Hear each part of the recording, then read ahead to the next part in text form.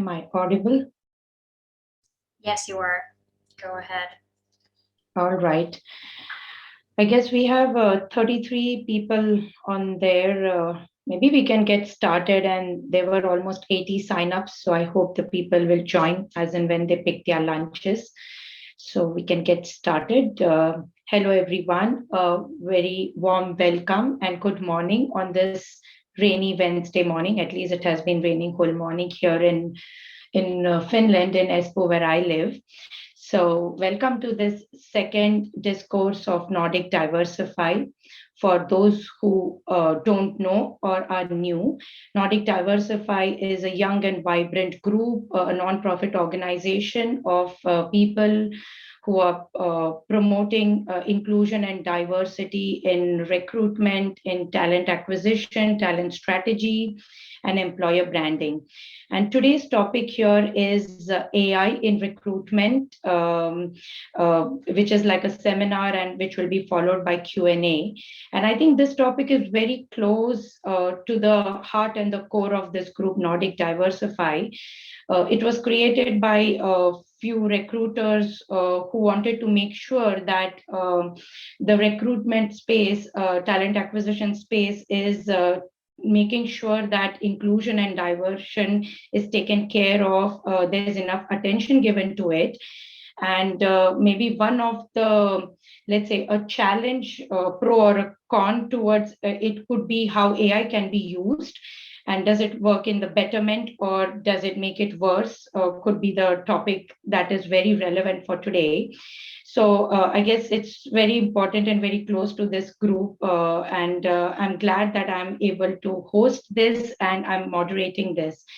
Nordic Diversify is a channel open for everyone. So you all can follow us on LinkedIn. There are around 550 followers as of today, and it's a community which primarily works from Slack workspace. So please join the group if you feel that we do something that is relevant for you or makes sense in the larger space. Few practicalities for the event today. It's a 1.5 hour meeting, like a session, but we'll spend 45 minutes with the presentations and leave the next 45 minutes for a Q&A. I request everyone to please mute yourself, mute your videos, so that we only have the relevant speakers on the tile display, so you know who's speaking and who's talking. You have a chance to ask questions. You can ask it in the chat box, and we have a moderator who's picking the questions, and we will see how to post on the relevant questions towards the end. If you still have something very important and urgent to comment or say, please raise your hand. I think there's an option to do that. So you can also, we can try to bring you on screen and take your questions accordingly. About me, I'm Vaishali Doshi, and I work as a technology sales director at Accenture Nordics, responsible for sales and revenue and growth for comms, media, and high-tech clients in the Nordics. And personally, I feel very passionate about inclusion and diversity. I'm an advocate. I do a lot of social and community work in this space, a lot of pro bono work.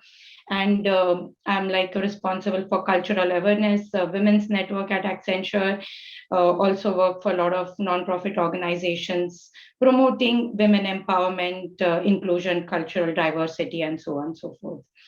And when I look at my role, like I'm in technology sales, AI is a technology. So on a day-to-day basis, what I feel is that quite often we are discussing AI and machine learning technologies for our clients and relevant use cases. And when I think of those, AI in recruitment is one very attractive and interesting use case that has come up in a lot of discussions with the clients. And it's also a little bit sensitive and sometimes even a bit controversial.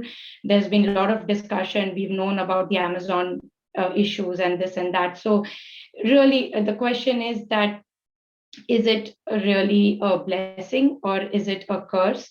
how do we really take it? I mean, I was reading some Harvard review, and it says that AI really promises uh, the great value of it in recruitment. It can eliminate unconscious human bias. It can speed up the recruitment process by fast scanning of CVs, which otherwise time constrained recruiters don't do, and then they apply their natural filters. But is that enough? Because we human have biases, and AI is all about feeding our data to the machine. So are we still feeding biases? Is it working in our favor, or have we gone too far? Is it like that we have moved our biases to the machines and kind of automated them, heightened the problem, or is it easing the problem? But with this base, I would let the expert here do the talking. So without digging deeper, I would like to introduce our first guest on this, Fiona Melzer. Welcome, Fiona. Fiona is working as a project manager in Ethical AI Association. She's one of the founder of the Ethical AI Associations, and Fiona has studied in similar things about AI in a University of Edinburgh, and she's going to continue her thesis work further on making sure that the algorithms that work for recruitment and hiring are not biased. And I think she believes in AI in sense that as long as it's used in the right sense, and then we know when it's going beyond and take control. So with this, I would like to welcome Fiona. Fiona, stage is yours.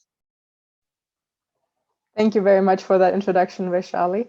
I'm going to share my screen because I prepared some slides. Sure. Can you see them? Yes. Yes, wonderful. Okay, so I'm going to start off today by giving a bit of an overview about AI and human bias in hiring. Vaishali already introduced me. So hi, I'm Fiona. I study cognitive science at the University of Edinburgh. So nice and interdisciplinary. And I currently work at Ethical Intelligence, which is a consultancy for startups and small, medium-sized businesses to help them develop their tech products ethically.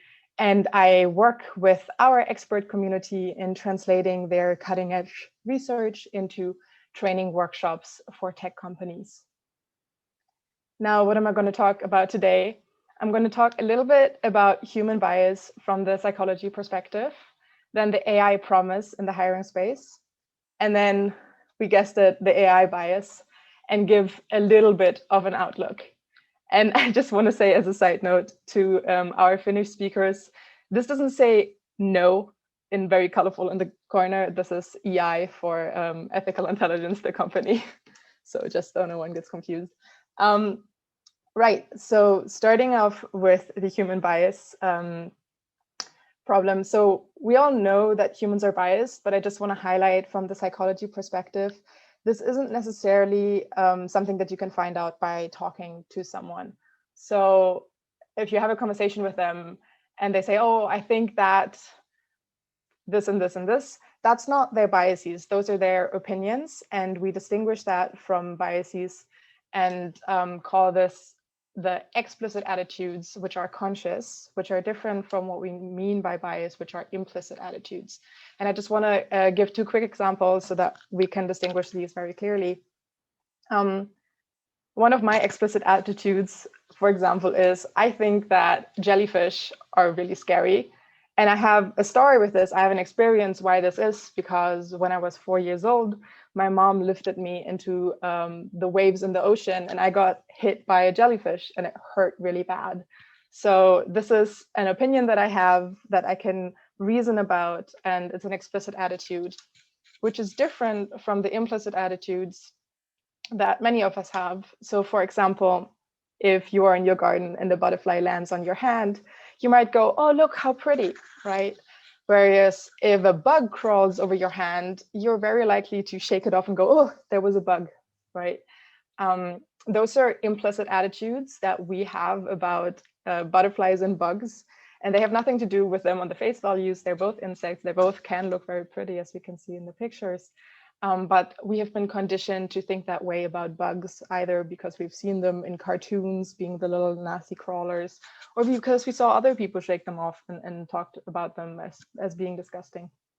Now, why do I mention this? It's because these two aren't necessarily connected. So just because you can talk to someone and you think that their political opinions are great and they're not necessarily misogynistic or racist, doesn't mean that they don't have implicit biases about these certain groups that kind of come unconsciously as a little gut feeling.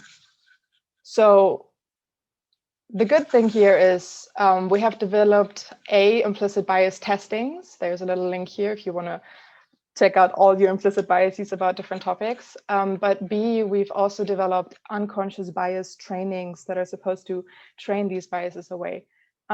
That's great. Unfortunately, they don't work because implicit attitudes are developed over a very long time and they're not going to go away with a one-off unconscious bias training.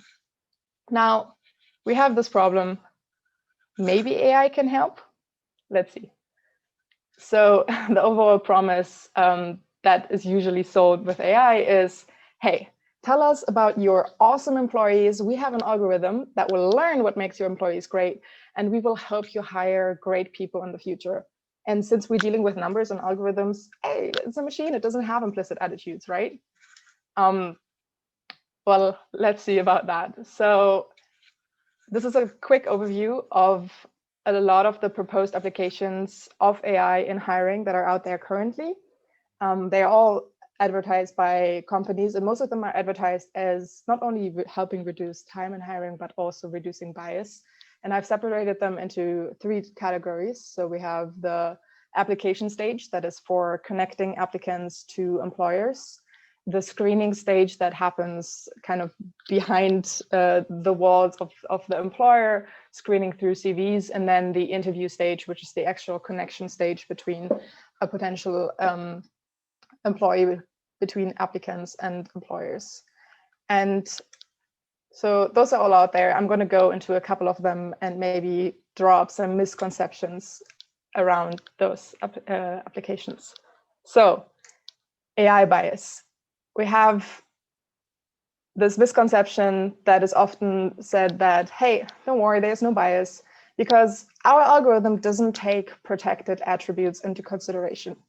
What are protected attributes? Those are the things like sex, gender, maybe disability status that are often you're legally not allowed to discriminate upon, right?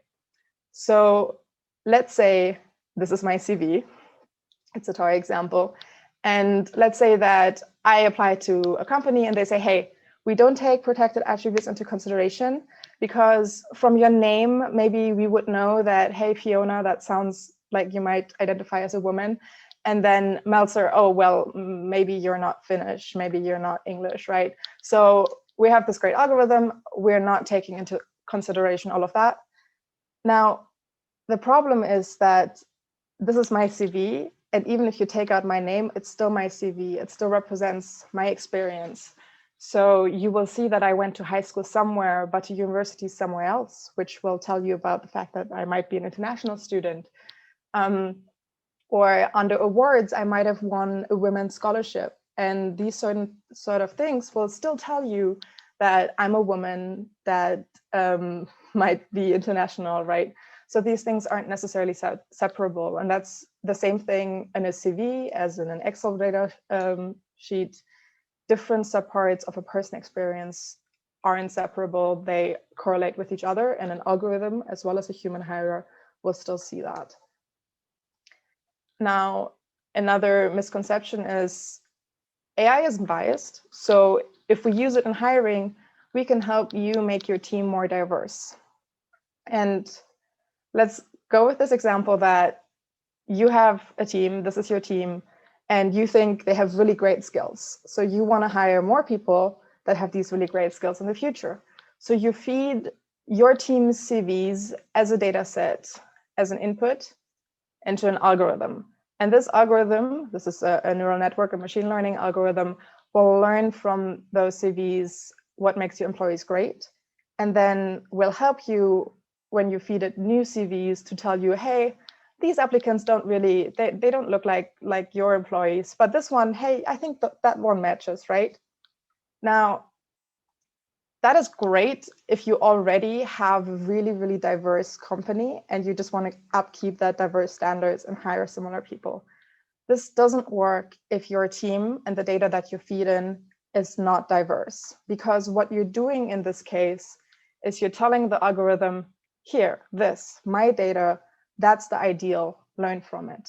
And there's nothing in the algorithm that will know that you mean learn the skills, but not all the other things in their experience that are correlated with who they are. So if you have a predominantly white male team to begin with, then your algorithm isn't going to give you a diverse team at the end of it. And this is unfortunately not just a toy example, but as Vaishali mentioned, Amazon has developed an algorithm that was doing just that. It was filtering CVs, hoping to gain skillful applicants. And in the end, it turned out that the algorithm was filtering out any CV that had the word woman in it and applicants that went to specific all women's colleges that are a thing in the US.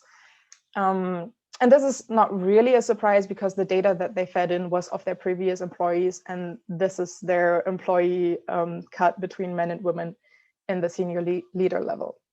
So these things unfortunately happen. Now, I'm going to go with one last word of warning, which is beware of mind reading AI.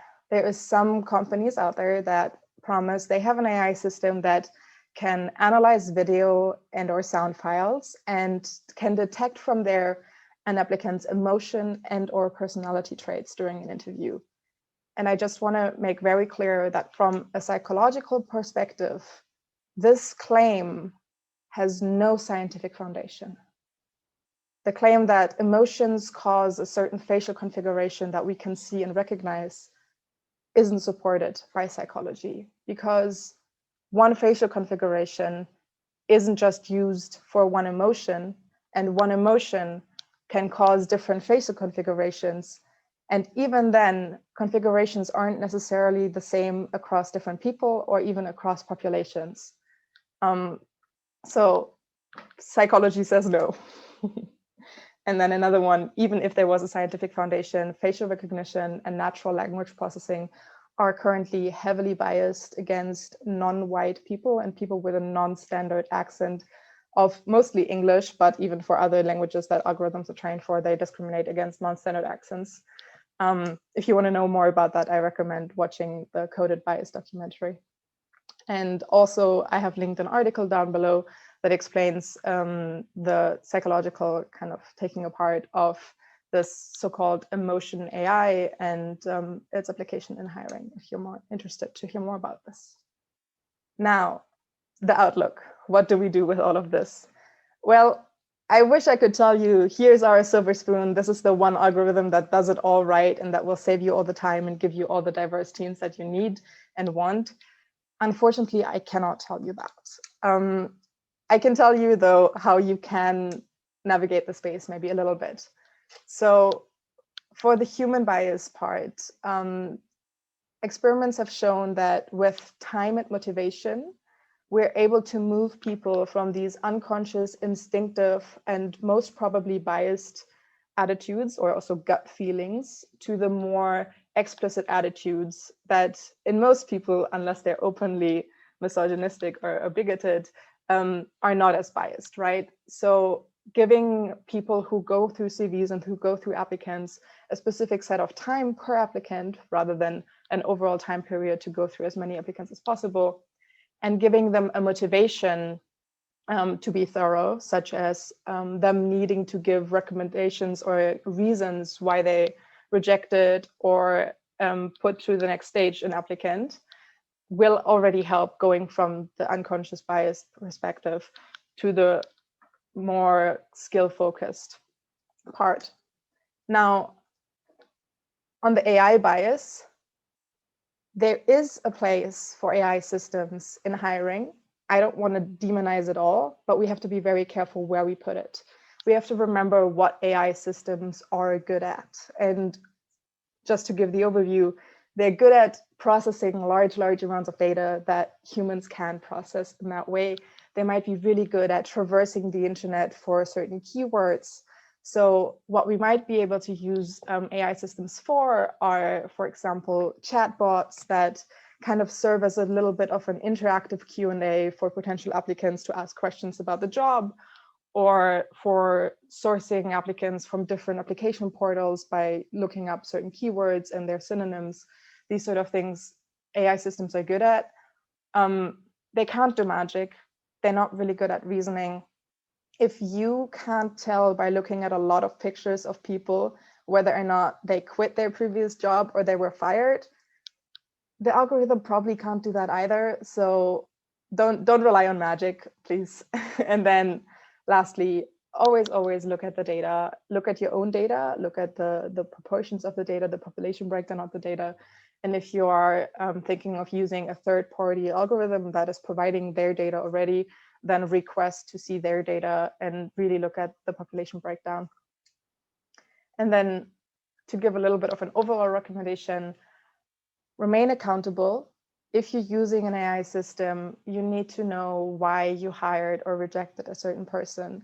Even if the AI doesn't make all the decision, but is somewhere in the decision tree, you need to know how that affects an applicant's chance to be considered or not.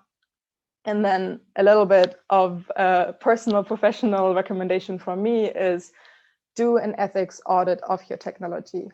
These ethics audit, as for example, offered by my company, Ethical Intelligence, will help you look at the technology, the algorithm that you are using, the sort of governance, see how it might impact certain people, and will help you make it more fair and hopefully help you raise the diversity in your team as well.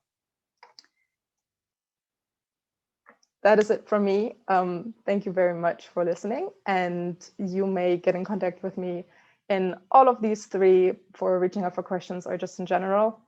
And I want to give one last little plug. If you are interested in knowing more about training workshops, we have one by Ethical Intelligence this afternoon, which is about the ethics of productivity measuring in the workplace. So if you want to know more about that, contact me and I'll send you a link. Thank you. Thank you, Fiona. It was quite interesting and like really showing what AI can and cannot do. And I guess the gist of your message is that it's good to use AI, but you should know how to use what data you feed in and trust that data. And at the end, if that's not the case, at least make sure you do the audit of what you're doing so that you know and you're accountable. I think doing it responsibly or ethically is the key here. I think it's two-sided sword in that sense. All right.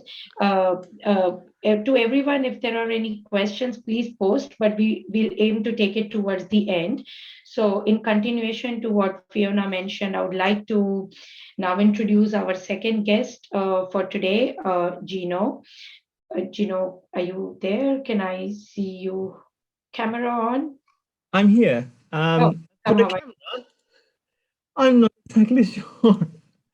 What I can't like I could hide my video, but then there's not a thing for starting my video again.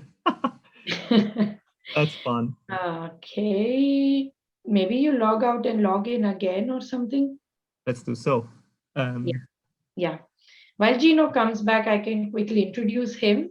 So I think, as Fiona, you also mentioned, so AI is not magic. In my mind, AI is maths, it's mathematics.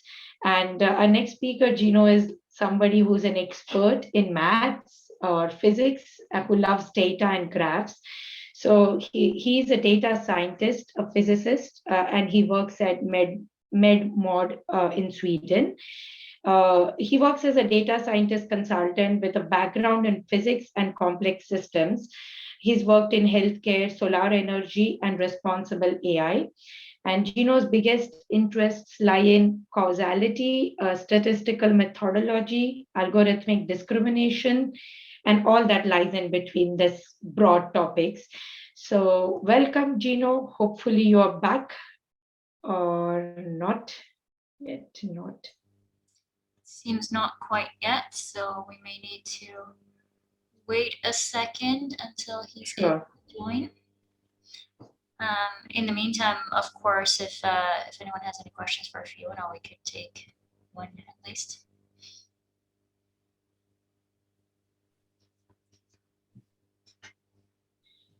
Yeah, I guess while Gino comes back, at least I had a question, Fiona, and I could. So some of you had already sent the questions beforehand, so I already have that list of questions, and I had also moderated some questions. So I guess based on what you said, Fiona, and also the Amazon issue or the Amazon debacle, it is very clear that why many tech experts are worried that rather than removing human biases from important decisions, we are making the AI or enhancing the bias to the AI. But what can we do?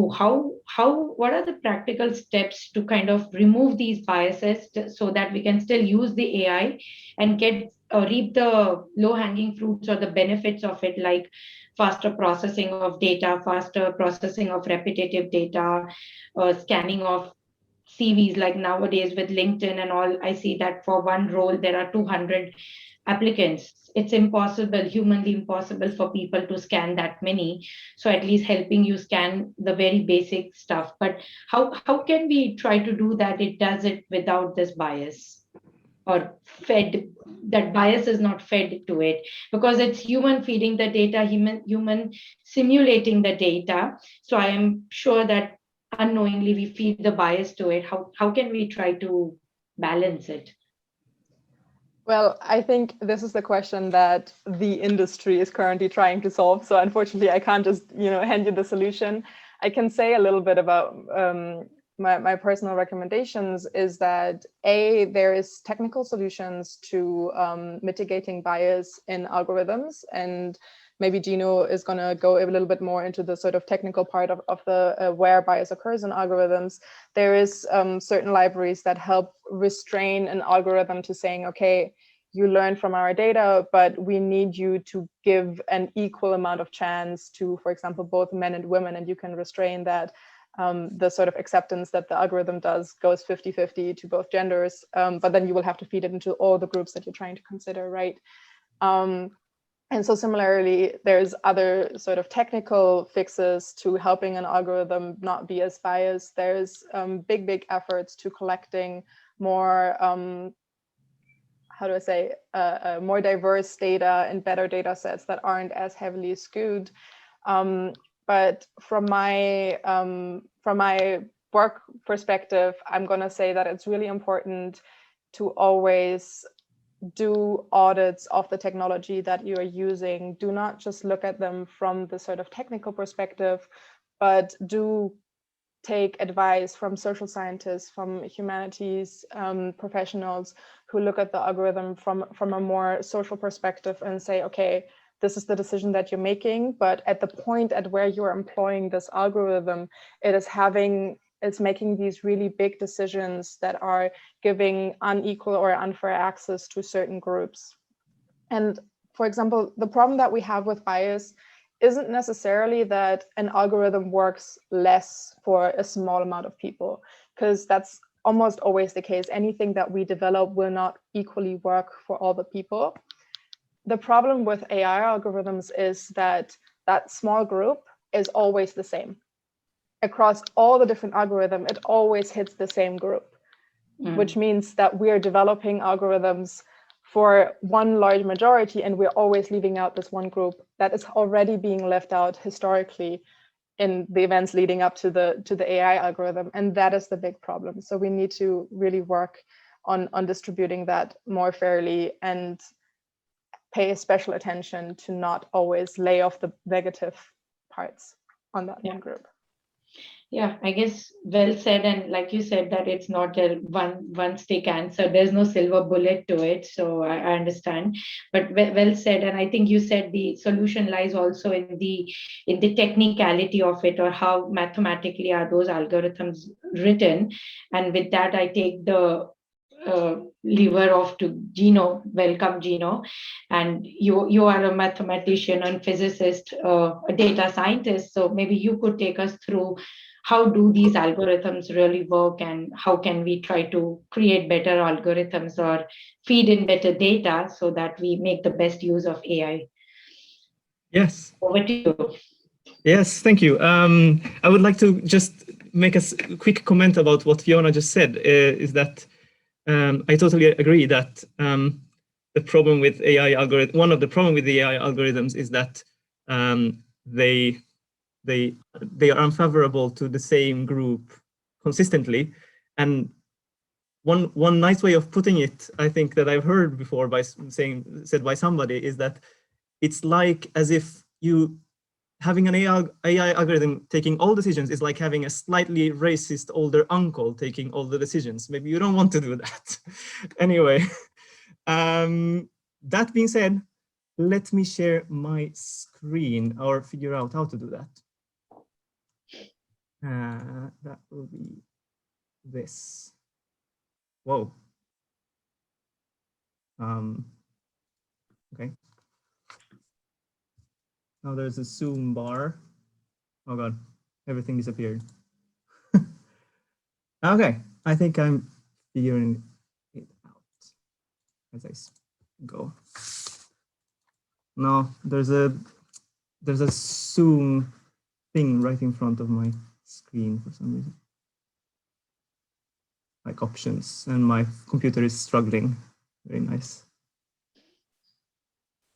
Wow. Is there a way that someone else can share it for you? Would that work? Let's see like this. Do you see anything? Oh, wow. It's Now we see it. No. Yeah. Well, I see, but my screen is like You're sharing the whole window. I guess you need to. No, I'm sharing. Am I? Well, no, I think you're only sharing the one. That was interesting.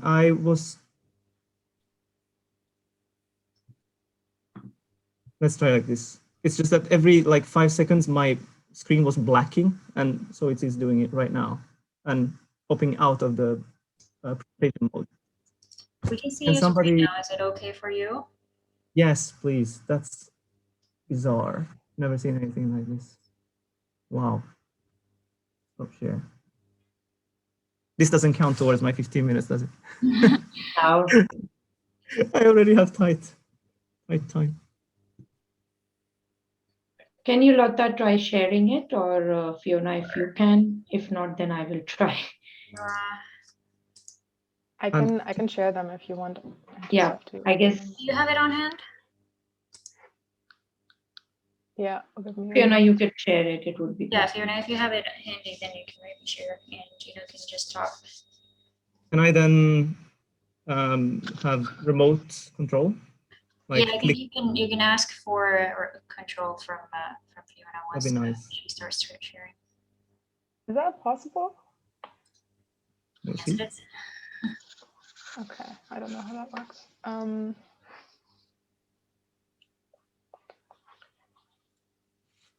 So this is sabotage by Microsoft. I know. So I'm sharing it now. I don't know how to give you. Oh, there's a remote control option. Is that the one? Yeah. So at least. Okay, try now. I think that should work. Yeah. Do you have control right now? I'm controlling. Yeah, fantastic. Thank you so much. That was very nice. Okay, so my talk is going to be quite similar to Fiona's, although I think a bit complementary in that it's, not exactly the same. And what I hope you'll get from this is getting conceptual tools to navigate this topic of algorithmic discrimination a little bit better. So I'll dive a little bit deeper into what are the causes of discrimination and touch upon, but maybe more so in the discussion on how to mitigate them. And I hope that, that the quotation of Dr. Strangelove won't bring problems to this. click. Too much clicks. Okay, so it's a bit, okay. So very shortly about me, I have not studied sociology or economics, I studied physics, but those are the kind of, that's the environment in which I grew up, and the adults in my family had the background of sociology, physics, and economics. So that kind of explains why I'm interested in these topics of algorithmic discrimination and stuff like that. I work as a data science consultant, meaning that I build machine learning models. I work a lot with data day to day, and I have consulted also on the topic of algorithmic discrimination before.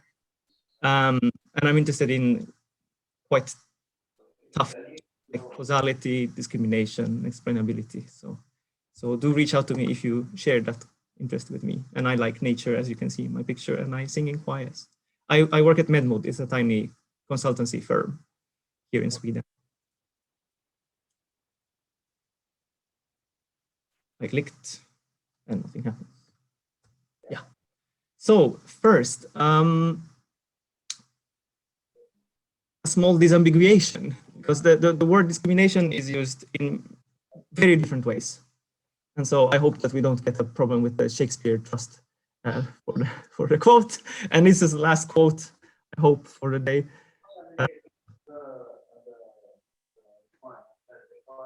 I clicked. I have to take control every time. So if you ask anybody out in the street what is discrimination, or if you ask a lawyer, they will pretty much give the same idea. Discrimination is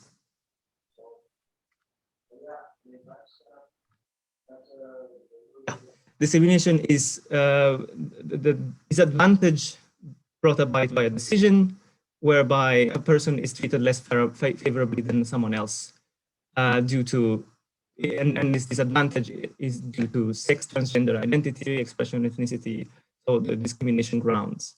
And this is the definition of direct discrimination. Then there's other types of discrimination like indirect discrimination and so on. If you ask a machine learning scientist, what they will answer to you is this: you have some items, some of them are green, some of them are red. You can imagine that the status green red is like dead, alive after an intervention, for example. And you want the algorithm to separate the green dots from the red dots as well as possible. So you can say that this algorithm is not so good at telling apart green dots from red dots because, okay, I didn't picture it, but say that above the line, we classify everything as green, and below the line, we classify everything as red. There are a lot of green dots. Under the line, misclassified, and there's a red dot above, which is also misclassified. So, and if you build a slightly better model, and I take control of the screen somehow. Yeah, there it is. This is better at telling apart the dots, and so machine learning scientists will say that this algorithm is more discriminative than the other one. In the sense, discrimination in the sense then of decision rules ability basically of telling apart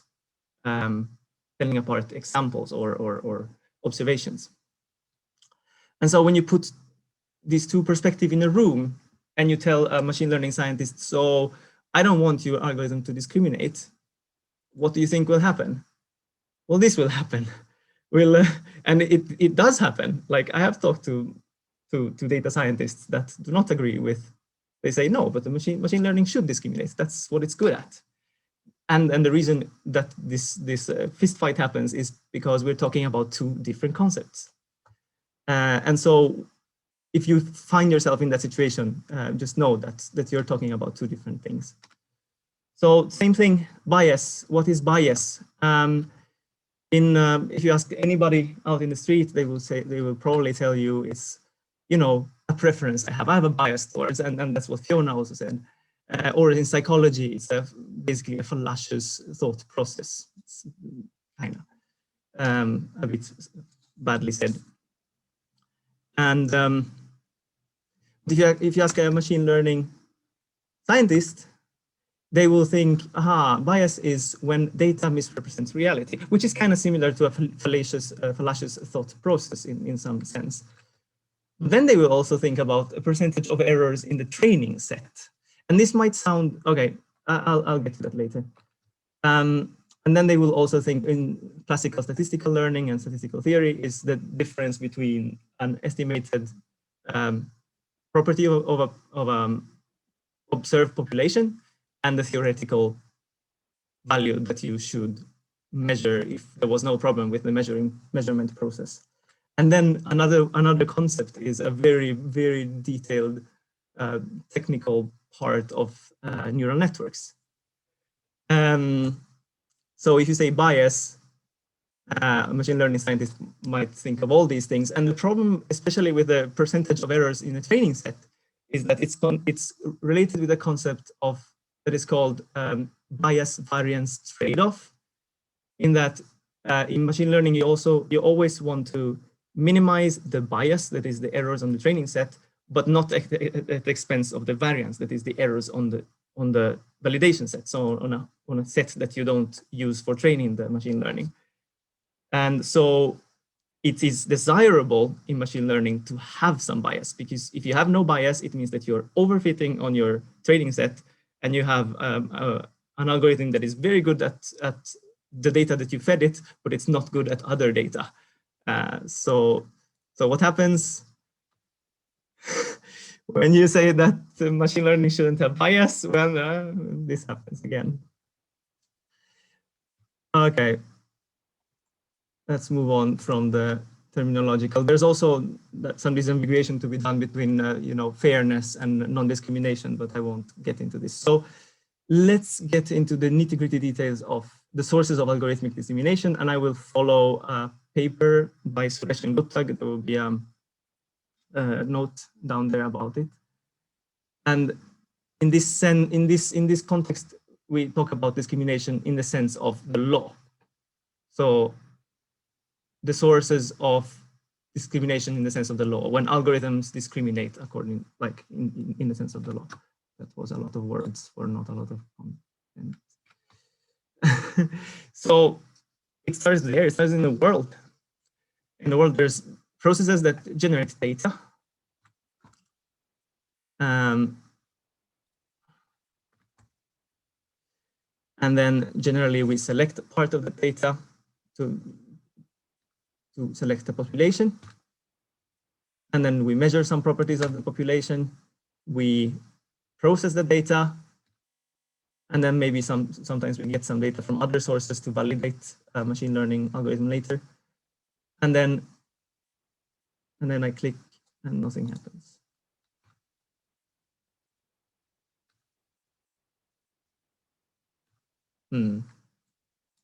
Please. Great. And then you feed the training data into a model, you optimize some metrics, and you define the model, of course, and then you evaluate with the whole data set, usually.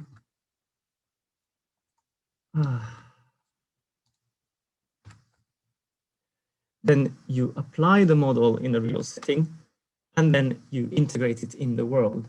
And then potentially this affects the world and affects the data generating. So the algorithm becomes part of the data generating processes, which is sometimes something that sometimes it's ignored and creates problems. It's called a feedback loop. You can see it because it's a loop. So where does bias enter in this picture? Basically everywhere. These like, so you can see historic biases are problems in the data generating processes in the world. Then there's selection bias, measurement bias, evaluation bias, aggregation bias, and these are just the biases that Suresh and Guttag described. There's others. All these question marks should symbolize that. And there's other arrows and boxes that are missing from here. For example, I had an example, it's gone. Well, Yeah. So, and for example, they are missing a goal definition. They are missing assumptions. Okay, you can say it's in model definition. But so this is not the whole picture. There's more. But let's start here. Let's start with the historic. Now I'll give. Oh, and one thing I would like to say is that all these boxes like selection, measurement process, these are basically socio-technical processes, and it should show that the machine learning is not created in a vacuum. It's created by social processes and by technical processes together. And while this is a positivist take on the sources of algorithmic bias, in that we try to like break it into smaller components, I think it's useful to think about biases in this way. But you will see that it's not always obvious to clearly separate the real reasons of discrimination, because these biases are often together. They appear together, like historic bias together with some kind of measurement bias. So now I will go through some examples. Some come like inspired by real world scenarios that I've heard of through the news, and some are just like thought experiments. To get some examples of these biases. So historic biases. Say that you want to build a machine learning model to estimate, before hiring somebody, you estimate how long they will, if you hire them, how long they will be staying as an employee. And this is desirable as an employer because you want to diminish churning. You want people to stay longer, basically. So we represent this. So you collect data, and the data looks like this. You have an outcome that is the observed length of stay for in the past at your company, and this length of stay is affected by some things. And it just so happens that historically, at your company, people have with a certain gender expression or sexual identity or whatever stay less because they are discriminated or because they don't feel comfortable there. What will happen is that if you feed that information to a machine learning algorithm, it will say, aha, the probability that this person will stay long is smaller for example, this is opposite. It's smaller for males than for females, because my thought scenario was that in this company it's males that stay shorter. Anyway, then if you take this information and taking this information into account in your recruitment process, then also the probability that you will employ somebody will be dependent on the sex of the person. And this is when you explicitly have sex among the predictors in the machine learning algorithm. Then another example, say that I want to predict whether a candidate will click on a job ad. I have a job ad platform, and I want to show relevant job ads to a candidate. Now, it just so happens that in this case also, the sex of the candidates will influence whether the candidate would click or not. And that's because historically, people know that, oh, this job is historically, for example, male dominated. So I won't even look at it. And then, well, the same thing happens. The algorithm will say that the probability of clicking is lower for females than for males. Say I want to be a bit smarter. I say I ignore that information. I ignore sex in the algorithm. I don't put it as a predictor. Instead, I would like to use information about other clicks other job ads that this person has clicked on, which might be, so that would be those dots that I added, which might be indicative of an unobserved interest. Like this person is interested in all these jobs, and therefore it clicks on these job ads.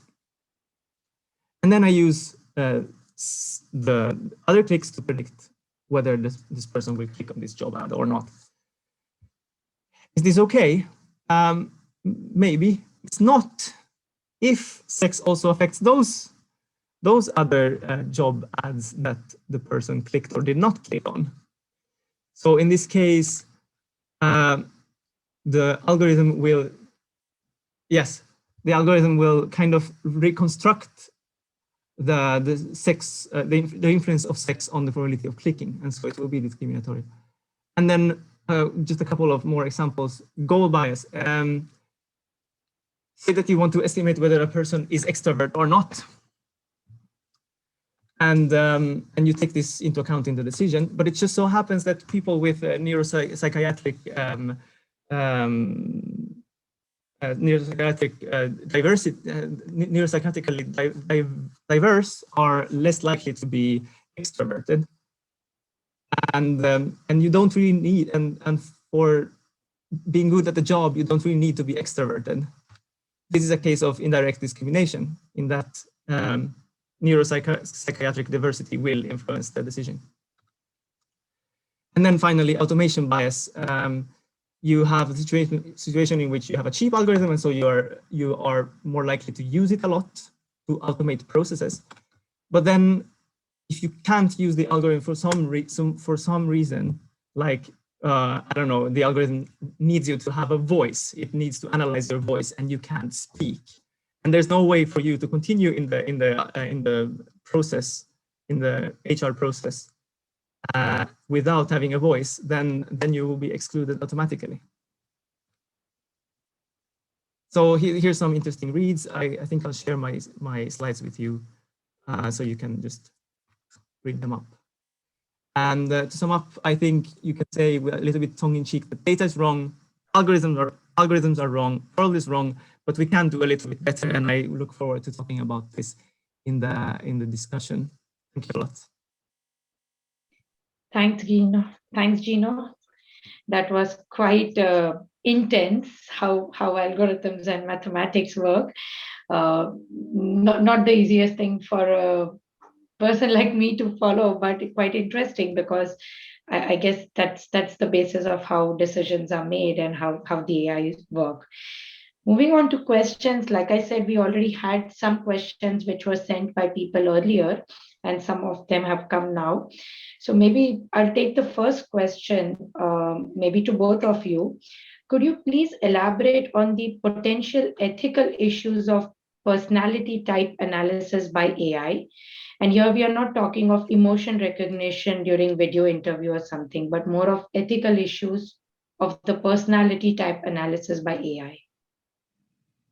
Does it make sense? Do you follow it? So maybe I can say a little bit about personality type tests in general. I don't know if it makes much of a difference if it's done by AI, unless we're taking it from a sort of video or voice file, as opposed to just administering the questions. But generally, personality types have been developed with a very Europe and Western centered audience in mind. And there's a lot of sort of questions that have a different cultural significance for someone from a different background, and that might be understood as very different. And things like being outgoing, polite, respectful, these differ in how they are displayed in like voice and tone and body position. If we are looking at a certain an AI that looks at your video and assigns you a personality test, but it also differs in how you would respond to a situation that you would think about yourself if you're filling out a question. So these personality type tests are by nature not necessarily generalizable across populations, and then therefore, if we're trying to find a diverse group of applicants, are a bit counter what we're trying to do. Agree with you. I would like to build on that. That even if you could theoretically, even if you could theoretically measure these things reliably, I think that the last example I brought up is relevant here, in that if you are basing your hiring decision, for example, on a certain personality trait, and that is not relevant for a job, you might risk indirectly discriminating people. Yeah, agree. All right. Moving forward to the next question, it says, Finland does not have much research about discriminating aspect of AI-enabled recruitment.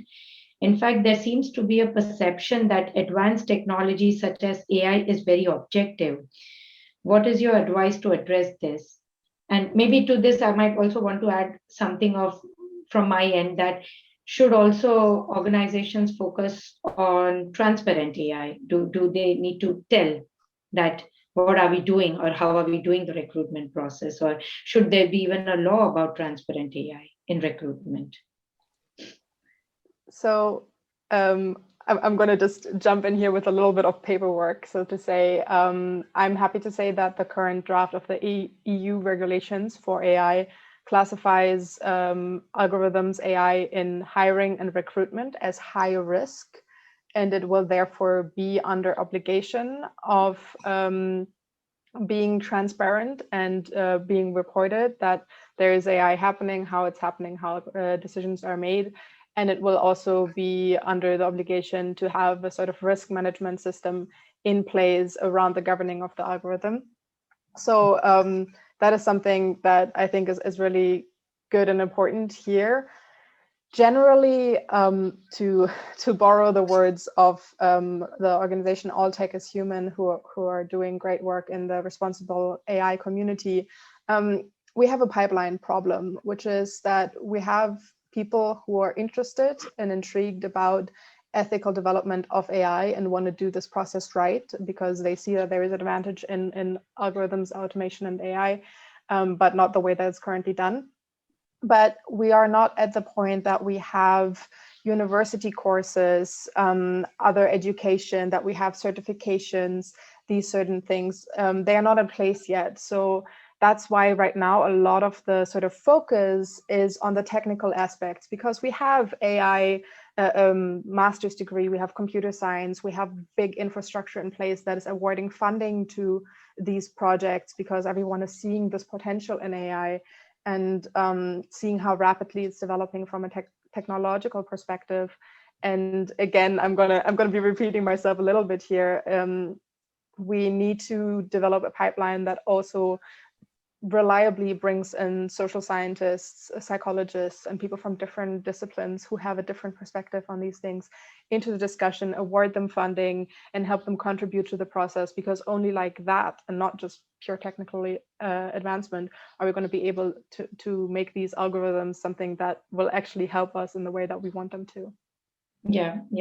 But do the organizations have the obligation to inform the candidate that they are using AI, or why they were rejected because the AI said they are not suitable? In EU, do they have that obligation?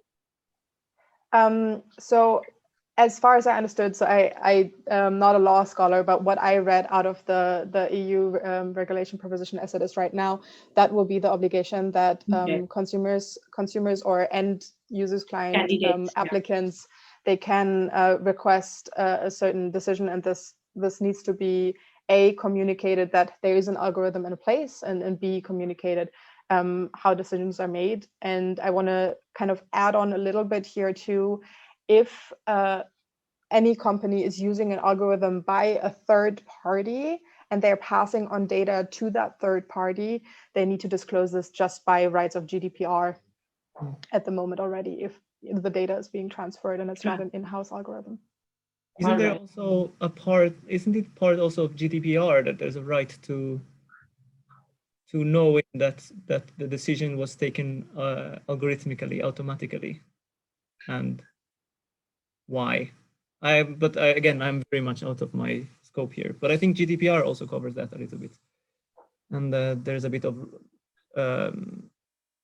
this discussion among law scholars about what constitutes a right to discrimination. I think there was a very nice paper by Sandra Wachter that brought forth the idea that there should be a right to, not the right to discrimination, excuse me, a right to explanation, that there should be a right to explanation. Okay. I think the next question is a little bit in a tangent of AI or machine learning. It's about robotic process automation. So they are asking, how would you differentiate biases and other diversity problems in RPA compared to AI ML? I don't know if any of you can take this.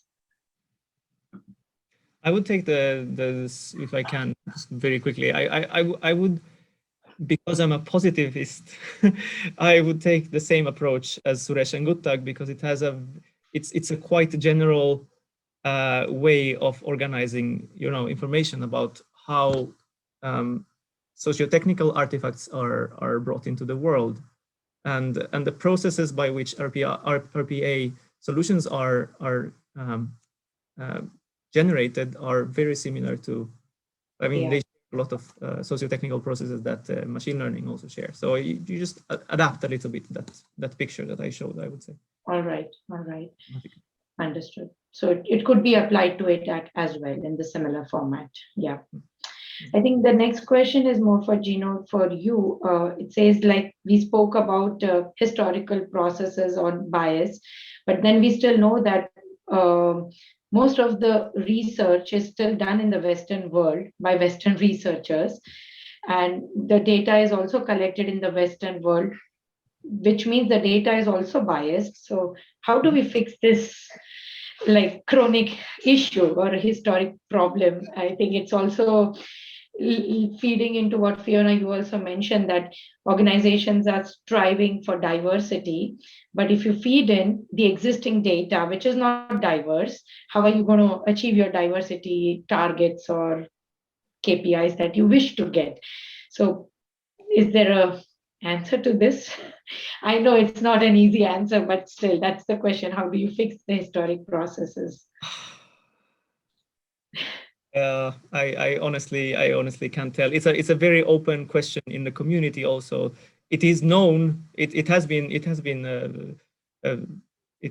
said before that a lot of the research in machine learning ethics and even just ethics is very Western centric, and how to adopt these to other views, other world views that are. And I honestly don't know. Ask a philosopher. I think this is also something that is joked about a lot in psychology, saying that all psychology research only applies to first-year undergrads of US colleges. So, because that is usually the test subjects for all of these researchers, because they just send all the first years in because they get credits for it. I went through this process too. And I think a lot of it here has to do with convenience, right? That's the easiest way to get participants for your subjects. You don't need to pay them. You're saving a lot of money. And I think it goes similarly with the sort of data that is currently available. We have a bigger history of data infrastructure in the Western world with sort of research and these sort of things. So that's why there is a lot of more data available, and that doesn't necessarily mean that it's good data or that it's well archived data, or it's just there's a lot of it, and that's what machine learning algorithms need. So in my opinion, we have to move a little bit from what's easy and accessible to what is right, and I'm being optimistic here, obviously. But expanding the sort of research processes that are conducted in other parts of the world and connecting these databases with one another. But again, I'm also not a data or like a quantitative researcher. So if I could expand also on my previous comment, I think that in principle, what to do about these problems is quite, in some ways, it can be independent of your your ethical frame of reference. If you have a method that is separate from the ethical frame of reference, a systematic way of approaching these kind of problems, like Suresh and Guttag's, that you can adapt the tool to the ethical frame of reference. So that's my hope, that using systematic processes to address these questions gives everyone across the world a way of addressing them and suit their needs, their ethical and their ethical requirements, and adapt them also to different legislation. I mentioned, for example, Swedish discrimination law. It's different from US discrimination law. It's different from European even, and and from other jurisdictions discrimination law. And I think if you have systematic processes to take these requirements, these legal requirements, these ethical requirements into account in the way you design AI and algorithms, then it doesn't. Then you can kind of adapt your AI to the current situation in which you want to use the AI, and not US standards by default, for example. Yeah. Maybe it's also maybe how far you use AI in recruitment in the process. Like I have a practical example. I had an ex-colleague who was a recruiter, and she had like 10 CVs to be scanned in a day. And the requirement was that she needs a Norwegian speaking Java developer. So what she did is that, okay, 10 CVs, she immediately removed all the foreign named CVs, assuming they don't speak Norwegian. Well, many did there, but she assumed it. And then she said, okay, now there are 5 left, 2 females, 3 males. Maybe men are better in coding. It's a Java development. So, okay, these 3 are invited for interview. That was a quick fix thing she did because she was constrained on time. So it was not her, okay, it was her some unconscious, conscious bias, but it was also the time constraint. Maybe in these kind of things, AI can do justice that, okay, it is at least helping you scan the CVs and suggest what are the most qualified CVs of the 10, rather than discriminating on the language or the gender. So maybe in the initial stages it can work, or what's your feeling? Fiona?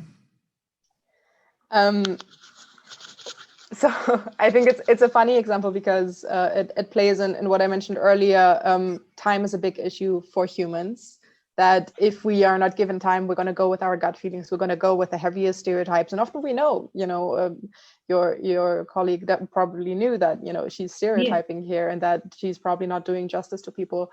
But that's what we do because the sort of unconscious bias and stereotyping is less energy consuming and it goes quicker. And we know that. Now, would an AI have done better here? I can't tell. It depends very much on the data that it's been trained with and the way that it's engineered. As I said, there's constraints that can make it a little bit more equitable between the different groups. But I want to say one thing, and that is CVs are self-reporting and they're words. So it's really difficult to tell whether or not someone is a good Java developer or not from maybe a little bar that they indicated how fluent they are at a programming language. And similarly, I can't tell what language someone speaks by looking at them. I can't tell what language someone speaks by just looking at their CV, because there might be some indicators about where they went to school or maybe, where they're born, but that won't apply to everyone. And in my opinion, these are some things that neither we nor an algorithm can mind read. And to know what language someone speaks, you need to ask them. You will need to ask them the question, what language do you speak? Yeah. That would be also my answer, is that you don't need AI to avoid discrimination in this particular case. You just need to ask the right questions. Yeah. And at least I think that a good way of addressing a lot of problems with AI discrimination and so on is to do away with the AI. If you can achieve a goal without using AI, do that by all means. But then I would like to challenge that thinking also, because then comes in the diversity question. Because like we have seen in the Silicon Valley, they used to have, at least back in 80s 90s, like this bro culture, or high like this techies nerds recruiting techies nerds, because they felt they could do a better coding or better job. There was always this feeling that people who think alike, look alike, have similar hobbies, it's better to work with them rather than getting somebody completely diverse, or a person like me from India. I don't know. So I'm just asking that there, if you would talk of talking to people, and people sitting and recruiting and talking, they would still get a unconscious or conscious bias that no, still this is a preferred candidate because he's a white man and he can code and he also plays soccer. Just an example. So wouldn't AI play a good role there, that it will help you at least screen off those biases and give you something which is neutral? In the end, you will still have a human taking a decision. So no, I wouldn't think so. No. And also, it can help, but my point was that it might not be necessary. And if it's not necessary, then you might as well do away with it. Okay. Maybe if I can chime you in. don't promote the merit of AI in recruitment, in a nutshell, then. No. I'm going to maybe give a little bit more differential perspective, if that helps. I think that we need to remember that hiring isn't a sort of one stage process, right? Many hiring processes start with finding an applicant pool that in many cases isn't diverse enough. So we have a part here, then we are pre-screening applicants that applied maybe for some hard set criteria that we just need them to be over 18 because we can't employ anyone under 18, or we need them to have this degree for legal requirements, or whatever it may be, right? And then a little bit more fine-grained search of screening of, okay, after we've sorted out those that we just cannot hire, then maybe who might be better. And then you often have an interview stage, right? So there's several stages. And I do think that there is a place for AI in some of these stages and not necessarily in the others. So the sort of like pre-screening of, hey, we ask people what's their age and we need them to speak this language. We ask them what languages they speak. Then you can very safely take an algorithm and just say, okay, whoever indicated they don't speak this language, we're going to sort them out because we need them to speak this language. And that is a very easy algorithmic thing to do. That's a simple if statement in an Excel spreadsheet, really. And I think that is a great place to save time. Similarly, for finding diverse applicant pools, you can equip AI search with keywords and algorithms that will find you certain groups that have maybe more diverse people in them. For example, there is women in AI, Black in AI, right? Those are big communities that are gathering these sort of people that you might want to reach out to if you're, recruiting for a tech job. And an AI can help you find A, those groups, B, people within those groups that might match certain keywords that you give them. And we have to be careful with keywords here, obviously, as well. But I think those are great places that the AI isn't necessarily making a life or death decision, but it can help you save a lot of time, and it can help you broaden your applicant pool and making those matches. And then on a later stage where it's about the sort of assessing the skills of an applicant, then I think there is a very good sort of methods in human recruiting, like evidence-based recruiting, and there's diversity, equity, and inclusion methods that I'm not an expert on, but that you can learn and employ that help make humans make less biased decisions. And I think that would be a stage of the recruitment process where those should be more prevalent. Right. So I totally agree. And I hope that my comment didn't come off as you shouldn't use AI. It's just you should use it mindfully. And for example, the first thing that Fiona mentioned, that you can use an if statement, that's not AI. And that's what I meant. If you can use a very simple tool, use that. Don't use AI, because it's easy, it costs less, and so on. Yeah, and then you know what's happening in there. It's not like you're relying just on the machines to tell this is your star candidate.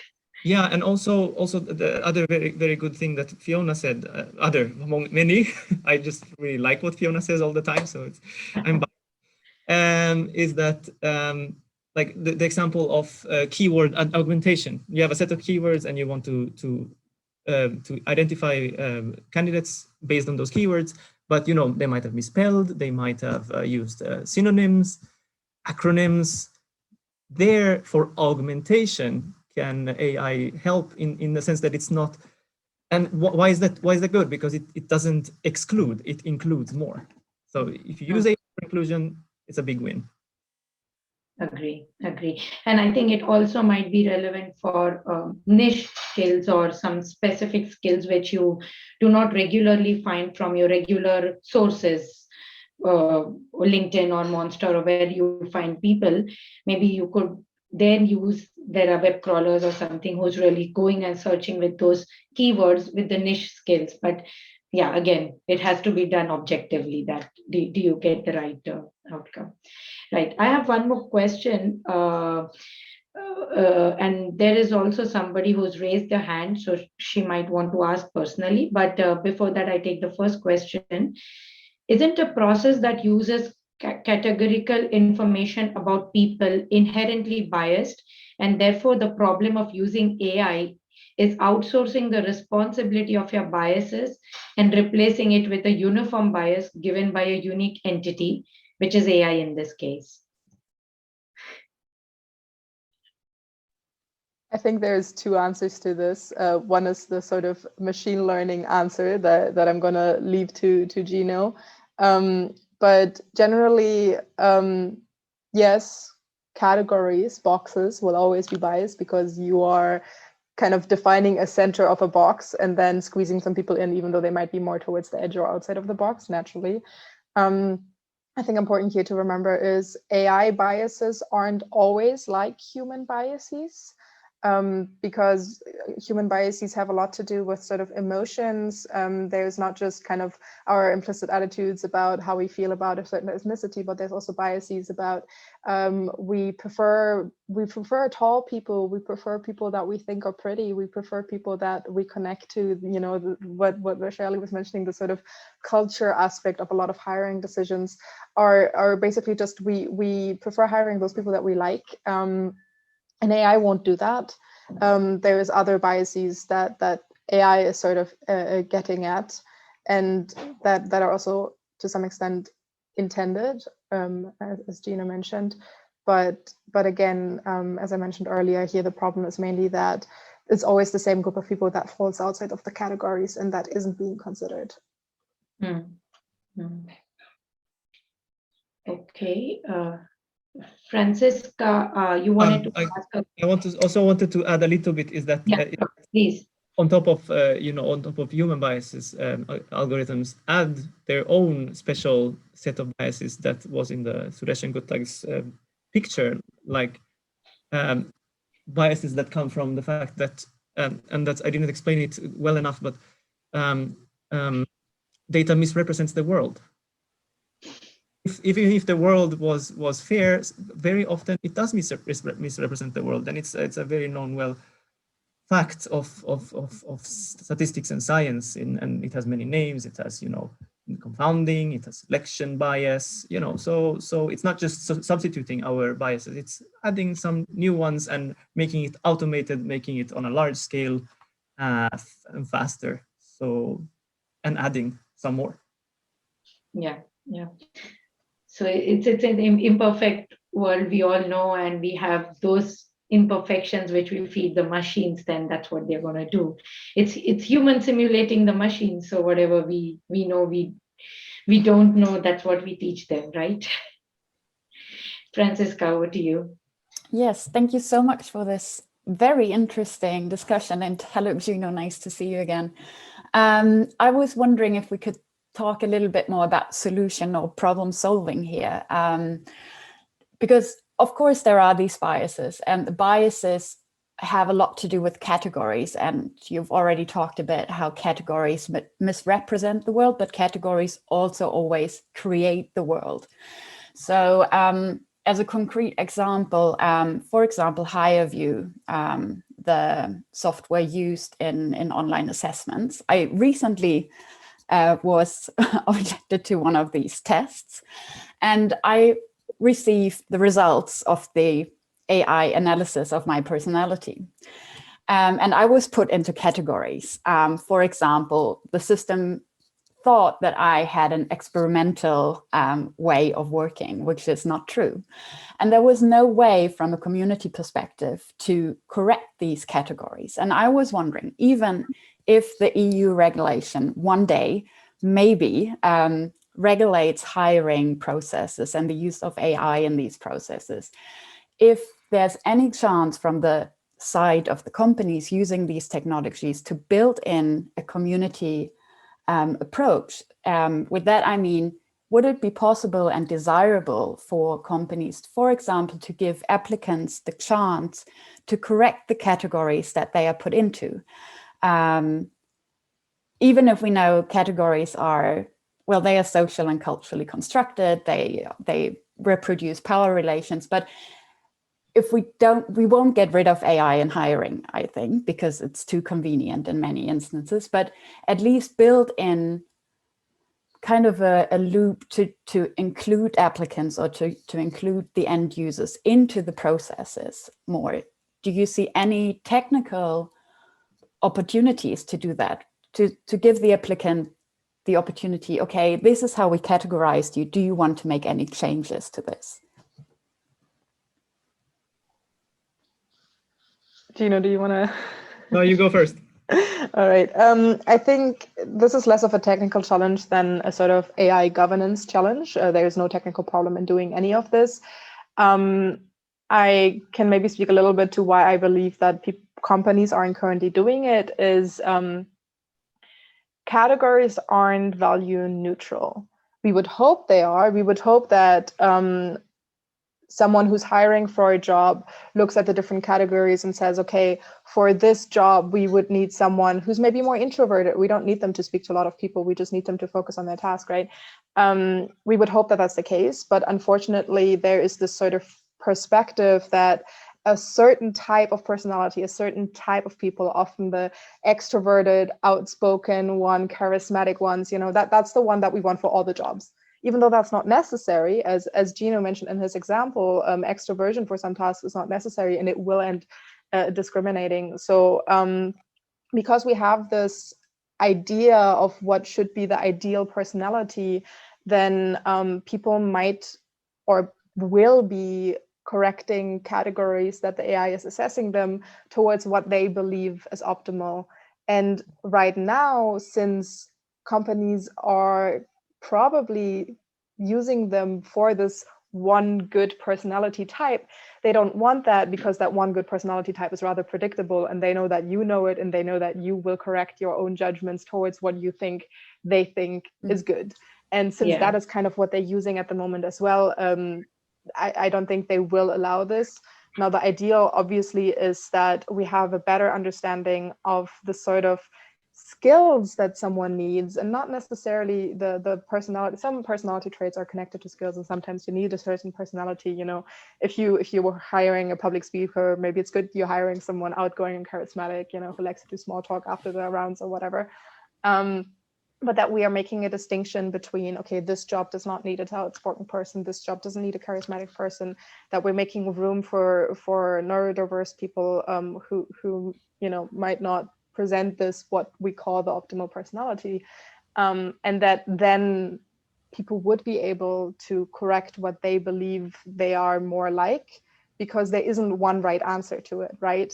And I think that kind of it all chains together if we have this more nuanced approach to hiring. If we look at personality and there isn't one right answer, then maybe there is a way for people to veto, and maybe that might not necessarily be, hey, I want to change my noting, but rather saying, hey, here I perceive that the algorithm is wrong, and maybe that feeds into the algorithm training over a period of time. Thank you. I totally agree with everything, of course, as always. And I would like also to mention that there has been a lot of suggestions on what we can do to solve these problems. And okay, two things. one, there has been a lot of suggestions. It's not really clear how well they work, but it's worth exploring them. For example, and here I'm borrowing from a paper by Michele Loi, who's a philosopher in Switzerland, who wrote a paper for Algorithm Watch, where he summarized a paper about a paper explicitly about AI in HR. So, and it's in my slides. So please go have a look. But there he documents 4 categories of socio-technical ways of mitigating problems. And there's, for example, you document the bias in the data. There are some technical and socio-technical ways to address that. Then you improve the fairness of outcomes. Again, there's technical, socio-technical approaches. There's a lot. And there's another paper also by Luciano Floridi, who has summarized a lot of these ways of mitigating biases. Then you are transparent about what you do, what is your goal, how you try to mitigate discrimination, And then there's also like inclusive R&D, inclusive design of algorithms, participatory design, and that kind of approach. So there's a lot of things. There's not just, the technical approach of people giving a feedback to the algorithm. So there's much that can be done, I think. Yeah. All right. I guess being conscious of the time, we are on the top of the hour. I would like to conclude this, and this will be anyways on YouTube as well. We will also post the video on the LinkedIn pages. So I think the discussion can continue still offline if there are any more questions. But I guess to sum it up, I would say that we need to remember what AI is good at: processing large amount of data, finding keywords, finding reading into CVs like languages, skills, degrees or stuff, or doing good for repetitive high volume tasks. But we also need to remember AI cannot do magic, and it will not be able to identify things which we humans couldn't identify. I guess I'm just made notes of what we discussed. So I think it's important that we remain accountable. What are the decisions made? Did we understand how are they made? And if in doubt, like Fiona, you said, do an ethics audit for the technology that you are using. I think the aim should be to harness the great advantages of AI that it can bring, but still making sure that the deployment happens ethically and responsibly. So I think with this note, I would like to close. And thank you, everyone, for a wonderful presentation and conversation. And yes, please send the questions still if you have any. We'll try to take it offline. We'll share the material, and this video will be also shared. So thank you, everyone. Thank you, Vaishali, also for moderating. Yeah. Yes. Thank you, everyone. Thank you.